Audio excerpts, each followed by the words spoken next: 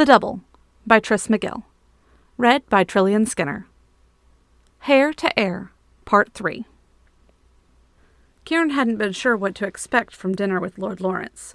He had a vision of a dark, cavernous room with a long, desolate table too grand to talk at, and glittering candlesticks and whole pigs on platters that could hold more food than he'd seen in years. Something like he'd read about in books when he was a child. The room Herbert led them to was remarkably comfortable, with a short, intimate table set for 3, and warm lighting. This was like the kind of dining room he remembered from business dinners when his father was living. Somehow that made him even more nervous than sitting at a table too grand for him. The Merrick was waiting for them. He stood by a window looking out over the darkened landscape with a hand tucked in the small of his back. He turned and glanced at the door as it opened, and offered a half-bow as Kirin and his mother entered. "Mr. Heir, Madame Indrathale, I'm pleased you can join me this evening." Kirin remembered to bow without being prompted this time, and his mother offered a low, graceful, pained curtsy. "Lord Dulaith," his mother said, rising, "thank you for the generosity you've shown my family today. We are very grateful for your hospitality. I hope we haven't caused you any trouble." He smiled at her. Kirin couldn't have imagined a warm smile on his face a moment before, but somehow it didn't seem out of place. "Please, madam, it's no trouble at all. I hope I've not troubled you. The doctor mentioned you were suffering from malaise at the moment. I hope you'll let me know if you need any accommodation. Please, would you be seated?" And so they were seated. A few servers set bowls of butternut and parsnip soup before them all. The Merrick murmured a word of thanks and laid his napkin across his lap, and then turned his attention to Kirin. "Mr. Heir, thank you for joining me this evening. You're looking much recovered from this afternoon." "I feel much better," Kirin said. "Thank you for your hospitality." "It's nothing. In fact, I'm very pleased that you joined me. I mentioned earlier that I had an idea for an employment opportunity which I'm confident will suit you better than your current occupation, and as a bonus would be most useful to me." Kirin nodded, too nervous to eat. "However, as a first order of business, I feel some apologies should be made," Lord Lawrence said, stirring his soup with a spoon. "Lord Hawtrey made quite a show earlier. I imagine it was needlessly embarrassing and distressing for you. Also, Sir Herbert was far less than genteel with his introduction of my staff and family. If you would, please accept my sincerest apologies," the Merrick said, as if Herbert wasn't standing by the wall. Herbert didn't look bothered, but Kirin still swallowed nervously. "The first fellow wasn't so bad, and I'm not entirely sure what you mean regarding Sir Herbert," Kirin said, with a weaker voice than he would have liked. Keeping his eyes on Lord Lawrence, he saw Herbert smirk in his periphery. Lawrence smiled politely, and he glanced at Herbert briefly before continuing. "Mr. Heir, I've spoken with Herbert. He told me he's threatened your life on at least 2 different occasions." "I said 2 or 3, my lord. It was probably more in the neighbourhood of 5, given the distance we travelled." Lawrence nodded to Herbert and looked back at Kirin. "And I believe he kidnapped you off the street." "And I threw him into a wall before that," Herbert said good-naturedly. Kirin glanced at his mother nervously. He'd spared her the details of having been roughed up and thrown into a wall and kidnapped under the threat of death. He'd tried to imply that he went with Herbert willingly. She was staring at him with an expression of shock that she didn't even try to hide. The Merrick nodded, with a thin smile cast to Herbert, as if this wasn't something unexpected from him. Herbert shrugged at all the eyes on him. "What? I'm a rough fellow, but I'm not a liar." The Merrick turned his attention back to Kirin and his mother. "What I mean to say is that Herbert is a good man, but he's a blunt instrument at the best of times, and I would like to sincerely apologize for the distress and injury he caused this afternoon. I hope you'll allow me to make amends." Kirin stuttered for a moment, and his mother rescued him with a cough to clear her throat.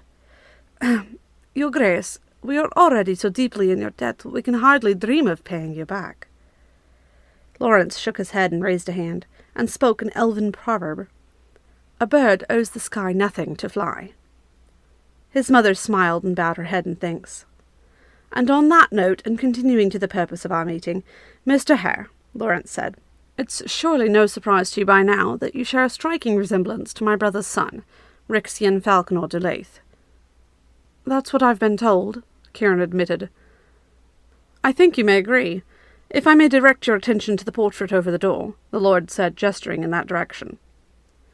There was a large portrait that Kirin had missed in his sweep of the room. There were 2 people in the painting. One was a pretty half-elven girl. She had long, bright crimson hair framing her shoulders in lazy curls, and blue eyes and a distant expression, but she wasn't where Kirin's eyes lingered. It was him. It was like looking in a mirror, or it would be if Kirin had had a blue damask coat when he was maybe 15. He blinked at the portrait for several seconds, scouring the image to find faint differences here and there. They had the same green eyes, the same long, wavy red hair, the same nose, the same brow line, the same face shape. His jaw was just a little sharper, his hair maybe just a shade darker, and his skin was perhaps a shade lighter, but otherwise it was haunting to see.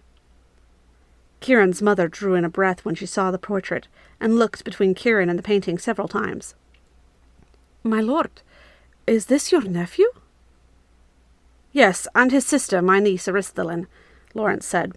"The portrait's a few years old. My nephew and niece are almost 18 now. I believe they were 14 or 15 when this portrait was painted, but you see the resemblance." Kirin nodded, and then looked back at the lord. "Madame Frith said he was away from the family holdings?" Lawrence dipped a piece of bread into his soup. "He is. There was an attempt made against his life early last year, and in the aftermath he decided to leave Glessanmore for a time to find his own way." Kirin's mother's heart dipped. "I hope he wasn't injured." Sir Herbert looked into the corner, perhaps averting his eyes from the table. "Unfortunately he was, very badly injured in fact, and almost killed," Lawrence said. "There was a long, dark hour in which I thought he was dead before his physician or the Feldasir somehow coaxed some life back into him." "Pesarja be with him," his mother said. "How fortunate that he lived." "I have a light-hearted theory that he's too stubborn to die, but in truth he's always been a remarkably resilient young man," Lawrence responded. He smiled a little, thinking of something. "Rixian is a good young man. He's bright, he's talented, stubborn as a stiff north wind, and he has a keen mind for plots and schemes. I honestly wasn't terribly surprised when Herbert reported that he was gone, and then handed me the letter saying he was leaving of his own accord to strike out on his own. Worried, as any guardian would be, but not surprised." "He ran away?" Kirin asked. Lawrence nodded. "You must understand, my nephew has had a hard life. After the event last year, he made it clear he wanted to try his luck on his own. And though I can't say I fully support his decision, I must admit that he is mostly safe and happy where he has planted himself, and I cannot settle my conscience with the idea of bringing him back to Glessanmore against his wishes." Kirin nodded, extrapolating the implications. "But people are beginning to wonder where he is." Lawrence smiled and tapped his nose. "There are many rumours floating around, some more innocent than others. The most common, which I have not corrected, is that my nephew is suffering a long relapse of malaise related to the attack last year, and has been removed to my manor in Dunshealing where the air is drier to help him recover. There are more treacherous ones that state that he is dead and I'm covering it up, and the most dangerous, there are people who have guessed that he's left Glessanmore and is alone, without protection or any resources." Kirin's mother put her spoon down. "And if anyone were to find out he is alone, he'd be in danger." "Exactly," Lawrence said. "While my nephew is away, he is vulnerable to all manner of ills. He's going by a different name, and so far he's surrounded himself with individuals who seem honest enough. But if someone were to suspect that he is my nephew, his life would once again be in danger." The lord put his spoon down. "And that, Mr. Heir, is where your services may come in handy." Kirin nodded. "If I'm here, then everyone would think Rixian is here, and he'll be safer wherever he's at." "I'm pleased that you're following," Lawrence said. "There's a little more to it than that, though. He is my heir. He has responsibilities to the political and social spheres which have been going unattended since he left. I have assigned trustworthy stewards to the county he's meant to oversee, and I've come up with answers for people asking why he hasn't been appearing for public holidays and events. But I don't know how long I can protect his image before the greater peerage. The loss of their goodwill would be disastrous not only for my nephew, but also for Eldefrey. Both of my children died before their time. I dearly do not want my nephew to suffer the same fate, because some peer or other had no faith in his leadership ability, and would rather have their heir at the helm of the region." Kirin nodded. "What kinds of political and social responsibilities?" "If I'm honest, it's mostly the public celebrations that worry me most. New Year's, Ring Day, the annual Fleet Banquet, Lithian's Moon, Alfred's Day, the Harvest Ball, and then there are a dozen or so events a year like ship christenings, dedications, guild meetings, etc., that he'd be expected to take an interest in. They're not complicated events, you could get through them without lifting a finger, and that is wind in the sails to the rumours about my nephew. People are beginning to feel his absence, and I will not be able to protect his image forever. But you, Mr. Heir, have an uncanny resemblance to my nephew. And, as I understand, you have the added blessing of being an actor. Kirin nodded. Then the job you're offering me is to play the part of your nephew at these events? I would be offering you a job of playing the part of my nephew every moment you're in Glessanmore, until either my nephew comes home or until his status as my heir changes, Lawrence said. Every moment? Kirin asked. Every moment, Lawrence nodded. Even when you're sleeping. You would act as him, speak as him, answer to his name and face any dangers that he would face as a consequence of his birth. The only people on my staff who would know you are not my nephew would be my closest staff members, Madame Frith, Sir Herbert, Sir Rhys, Dr. Elastral, Mr. Darrow Phelan, and one or two others as necessity dictates. But wouldn't the staff realize I'm not your nephew? Kirin asked. We look very similar, but surely we're not identical. Rixian lived most of the year in Dunsheeling at my mountain manor for the sake of his health. If you choose to take this opportunity, you will also be living in Dunsheeling when you're not needed here. But when Rixian was here in Glessankeep, he maintained his own staff. They were in flux when he left, and the only one who is still on staff is Sir Herbert. Kirin turned a little. You were on Rixian's staff? I was somewhere between security and valet, Herbert said. The rest of the staff didn't interact with him much. But the staff at Dunsheeling would know, Kirin said. That would be acceptable, Lawrence responded. You'll need a place where you can function as yourself so you don't burn out or go mad. And we'll both live in Dunsheeling when I'm not needed here, Kirin asked, gesturing to his mother. That's correct. The manor at Dunsheeling would be your primary residence, and I will supply you with everything you need. A private suite of rooms to call your own, staff members to assist you with your daily needs, food, medicine, clothing, security, and money you can spend as you desire. And how long would this go on? Kirin asked. Until my nephew returns to the fold, or until his status as my heir changes. Should either of those occur, or if I should find that I no longer require your services, we will discuss other means of employment either within my staff in another position, or elsewhere. I'll be sure you're set up in a safe location with enough money to live comfortably. This is all extremely generous, my lord, Kirin's mother said, and we are very grateful to be considered, but I don't understand how the work is equal to the compensation. Lawrence smiled at her kindly. My nephew is the heir to the merchant fleet and the region of Elderfray. By virtue of his birth, he faces certain dangers. I've mentioned that he was nearly murdered last year. If your son takes this position, he will, in essence, become my nephew. I promise you I will take care of you both, and you will live in ease. I promise you'll both have the best security that money can buy. I promise you that your son will face register assassins within a year. If he takes this offer, he will be standing into danger. Kirin's mother looked over her plate to him, as if she could shield him with nothing but her will. And if he should find this doesn't suit him, how would he step down? She asked, a new edge to her voice. Mother, Kirin said under his breath. Lawrence raised a hand. That's a reasonable question, and one we should discuss. I would prefer that there be a contracted period of a year, and I propose that at the end of that time you may choose to remain or go your way, he said. There will be plenty you'll need to learn, things such as how to identify and address members of various ranks, and who the major families in Ethelfell are, the basics of how the household runs, etc., etc. It may be overwhelming at first, but I believe with a little practice you'll be fine. Kirin nodded. I'm not worried about it. I once memorized the entire script for Talav Mirandan in a week. Lawrence looked thoughtful. Talav Mirandan is in Lachlan. I speak Scaelic, Lachlan, and Illyrian, Kirin responded. Lawrence actually smiled. Excellent. Most political jargon is done in Lachlan. That'll save you a lot of time studying. A year seems like a long period of time considering the danger, his mother said.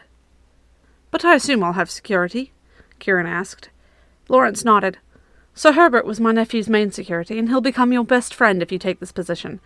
He'll never be far. Additionally, you'd also have the rest of my family guards, my lookouts, my wards, special training to recognize assassins of songbirds, and every wise precaution. Kirin, darling, his mother said, eyes pleading with him. Kirin smiled ruefully at her. Mother, I don't want to be indelicate, but it sounds to me like I'll be safer here with assassins trying to kill me than I was earlier today selling myself to sailors with a rope fetish. He felt the words wash over her. It was a tide of pain and shame and helplessness, a crush of anger and fear. Kirin offered her a smile he hoped was encouraging. "I'll be fine." His mother turned her attention back to the Merc without a word to him. "And what of romantic interests? Will he be allowed to marry while he's employed in this way?" "Mother," Kirin said with a sigh. "Another wise question," Lawrence said to Kirin. "And the answer is, I would prefer not. But discretion is the better part of valour, and I'd rather you take a spouse and keep them in Dun Shieling than be running around making my nephew bastards." Here he looked hard at Kirin. "And on that note, we shall have an understanding. You won't make my nephew any bastards, and I won't give you away into a miserable political marriage on his behalf." Here he smiled pleasantly, but it made Kirin immediately nervous. Kirin nodded emphatically. "That seems perfectly fair. You should also be forewarned. There are all manner of rules and faux pas related to sexuality within the peerage that don't occur in the common sphere, and depending on your orientation may make your job in that regard significantly harder." "I've basically been a sex worker for 2 years. I doubt I'll be shocked," Kirin said. "It's a well-known fact that the quickest way to a title is to end up pregnant. For you, that is going to look like a lot of peerage ladies, countesses and baronesses, aggressively flirting and trying to get you drunk so you'll sleep with them. And if I'm honest, that's the main reason Sir Herbert has remained on Rixian's staff as long as he has." "I am a hammer," Herbert admitted jovially. "The ladies at the parties will most likely be your biggest problem, but that will be its own training session," Lawrence said. "I'm pretty sure I can avoid accidentally falling in bed with some random woman at a party," Kirin said. "Excellent. I would appreciate your discretion," Lawrence said. "And lastly, you should know that you are free to go your way. Whether or not you decide this job opportunity is something you want, you look too much like my nephew to allow you to remain living in squalor on the Tower docks. I will pay to relocate you both somewhere else in Kingshythe, outside of Ethelfell, and ensure you have enough money to tide you over as you look for gainful employment. However, I cannot ensure that you will be safe from others who mistake you for my nephew if you are outside of my household, so you will have to be very careful who you choose to trust." "I'm going to take it," Kirin said, as if it were a foregone conclusion. "Shouldn't you think about this more?" his mother asked. "Your mother is correct. I'm not asking for an answer this moment, or even this evening." "Your Grace, I want to do this," he said simply. "I know I can act. I know I can memorize things. We'll be safer. It's good work. It's noble work. It's honest work, Mother." Kirin appealed to her. "I can help the Merc's nephew be safer, and he can help us be safer. I want to do this." "Even with Sir Herbert, who's threatened your life?" Kirin's mother asked. Lawrence nodded. "Sir Herbert is Rixian's valet. He will be by your side almost every moment. You didn't have a good first impression of him. Are you still interested?" Kirin looked back over at Lawrence. "As long as he doesn't touch me, I'm fine," he said coolly. Herbert scoffed a laugh. "Sounds like Rixian already." "Very well." The Merc took a paper and laid it on the table. "This is a contract. It details your compensation and the conditions that you would have to meet to keep this position. It is subject to change as I feel is necessary, but I will allow negotiation." Kirin looked over the document, reading carefully the print and conditions, the clauses, and then he passed it to his mother. She looked over it briefly, and her heart sank and sank and sank. Finally, she raised her eyes towards him. "Is this really what you want, beloved?" she asked in Illyrian. "Yes," Kirin responded.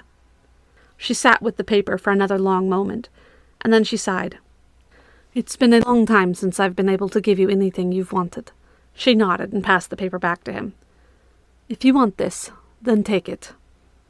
Kirin grinned. "I love you, Mother." She smiled tearfully. "I love you, my beautiful son." Kirin looked back across the table to the Lord, who was waiting patiently. "Do you have a pen?" "I am your uncle. Herbert is your attendant. Ask him." "Sir Herbert, do you have a pen?" Kirin asked. "If you're Rixian, it's just Herbert," Herbert said, and passed him a pen. Kirin took it and signed his name at the bottom of the document.